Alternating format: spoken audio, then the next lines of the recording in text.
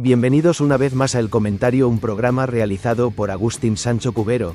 Este programa está disponible en YouTube y en las principales plataformas de podcasts.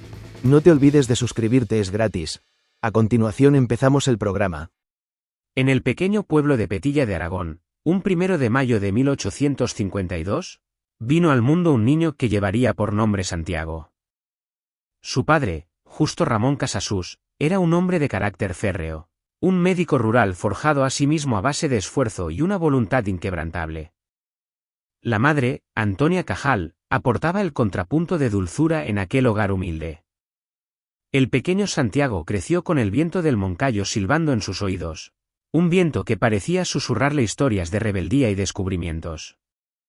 No fue un niño fácil, su curiosidad era un torrente que a menudo desbordaba los cauces de la disciplina paterna. Su padre soñaba con verlo seguir sus pasos en la medicina, pero el joven Santiago prefería perderse en el campo, dibujando con carbón en cualquier superficie que encontrara, o construyendo artilugios con una habilidad impropia de su edad.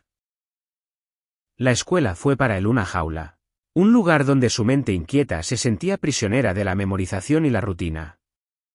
Sus maestros lo consideraban un alumno problemático, un muchacho con más imaginación que juicio. Los años de la adolescencia no trajeron consigo la calma. Su padre, desesperado por encauzar aquella energía desbordante, lo envió a Huesca para que estudiara el bachillerato. Allí, lejos del hogar, Santiago dio rienda suelta a sus pasiones. Se enamoró de la fotografía, un arte nuevo y misterioso que le permitía capturar la realidad y transformarla. Se unió a un grupo de jóvenes con sus mismas inquietudes artísticas y literarias, y juntos soñaban con cambiar el mundo. Pero la sombra de su padre era alargada, y la obligación de estudiar medicina se cernía sobre él como una nube de tormenta. Finalmente, y más por agotamiento que por convicción, cedió. Se matriculó en la Facultad de Medicina de Zaragoza, una ciudad que se le antojaba gris y aburrida en comparación con sus sueños de artista. Sin embargo, fue en las aulas de anatomía donde algo comenzó a cambiar. El cuerpo humano, con su complejidad y su belleza oculta, despertó en él una nueva forma de curiosidad. El microscopio se convirtió en su ventana a un universo desconocido, un mundo de células y tejidos que se revelaba ante sus ojos con una fascinación casi mística. Pero la vida de estudiante no estaba exenta de turbulencias. Su carácter indómito lo llevó a protagonizar más de un altercado, y su afición por el dibujo y la fotografía seguía compitiendo con sus deberes académicos. A pesar de todo, se licenció en medicina en 1873, a la edad de 21 años. Su futuro, sin embargo, era incierto. La España de la época era un país convulso, inmerso en las guerras carlistas, y el joven médico se vio obligado a servir en el ejército.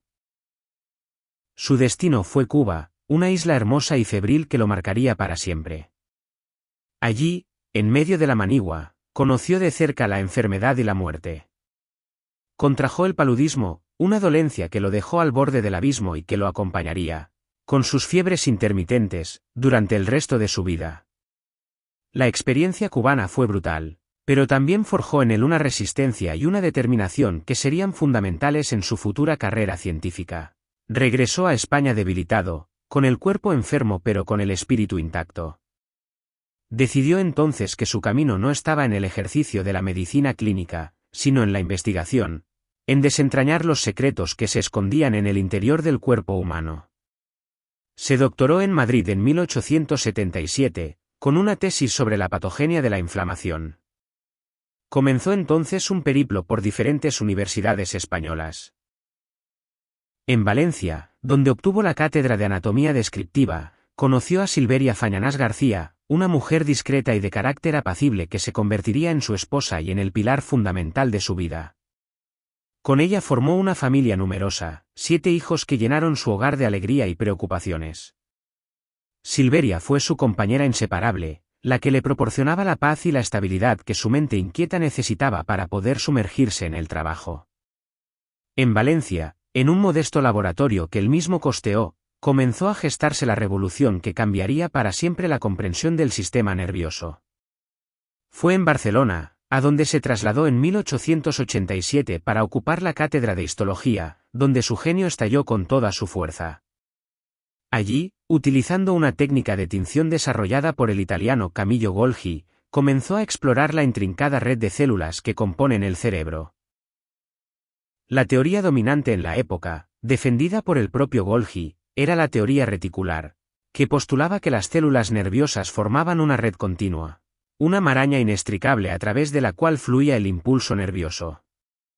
Pero Cajal, con su mirada de artista y su paciencia de artesano, comenzó a ver algo diferente.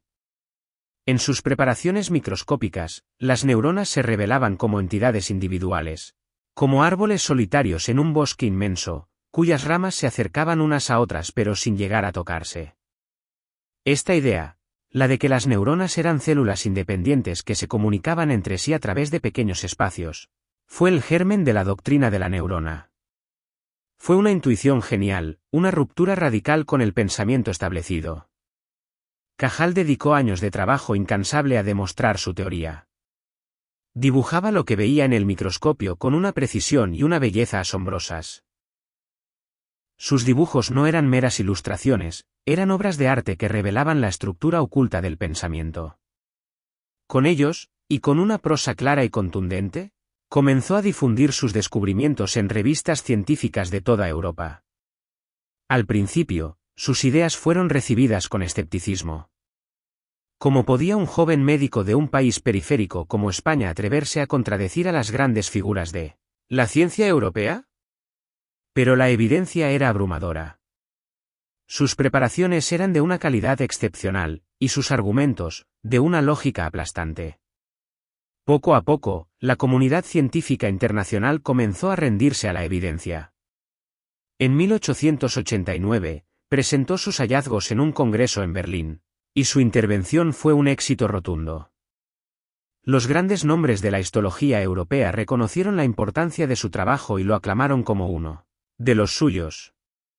Fue el comienzo de una carrera imparable de premios y reconocimientos. En 1906, le fue concedido el Premio Nobel de Fisiología o Medicina, compartido, irónicamente, con Camillo Golgi, el defensor de la teoría reticular que él había refutado. El Nobel fue la culminación de una vida dedicada a la ciencia, pero no fue el final de su trabajo. Cajal continuó investigando y enseñando hasta el final de sus días. Creó una escuela de neurohistología en España, un grupo de discípulos que continuaron su legado y que llevaron a la ciencia española a cotas de excelencia, nunca antes alcanzadas. Fue un maestro exigente pero generoso, que supo transmitir a sus alumnos su pasión por la investigación y su rigor científico. Pero Cajal no fue solo un científico. Fue también un hombre de su tiempo, un intelectual comprometido con la regeneración de España. Perteneció a la generación del 98, un grupo de escritores y pensadores que reflexionaron sobre las causas de la decadencia española y que buscaron nuevos caminos para el futuro del país. Escribió libros de divulgación científica, ensayos sobre educación y política, e incluso una autobiografía, Recuerdos de mi vida, en la que narra con una sinceridad conmovedora su infancia rebelde y su lucha por abrirse camino en el mundo de la ciencia. Fue un hombre de una cultura vastísima, un apasionado de la fotografía, el dibujo y la literatura. Su curiosidad no conocía límites, y su mente estaba siempre abierta a nuevas ideas y a nuevos descubrimientos. Pero por encima de todo, Cajal fue un trabajador infatigable, un hombre que dedicó cada minuto de su vida a su pasión por la ciencia. Su laboratorio era su santuario, y el microscopio, su herramienta para desvelar los secretos del universo. Los últimos años de su vida estuvieron marcados por la enfermedad y por la tristeza de ver cómo la España que él había soñado se desmoronaba en una guerra fratricida. Pero ni siquiera en los momentos más oscuros perdió la fe en la ciencia y en la capacidad del ser humano para comprender el mundo que lo rodea.